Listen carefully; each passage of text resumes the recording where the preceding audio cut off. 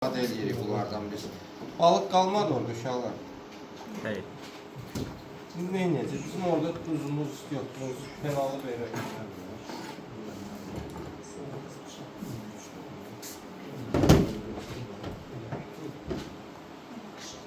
Bir de bayaq sarımsaq tozu tökdü bizə qaba. Onu da verin uşaqlar.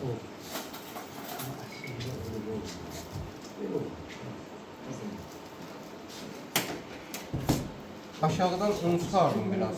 Yəni təmiz quru bir qaba tökün.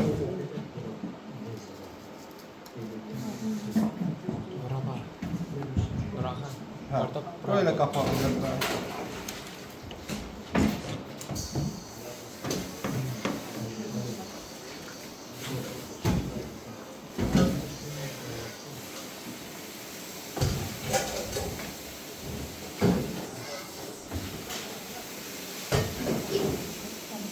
O balıq sümüklüdür. Yox, tıxılan çıxardım. Şimdi ola bilər içində bir dənə, iki dənə qala bilər, amma çoxunu çıxardım.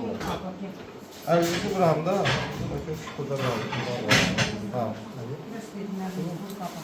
Bəzilərində çıxardıblar, bəzilərində biraz qalır. Ortasında. Amma filesində bunun elə də yəni şey olmur. Sıxı olmur.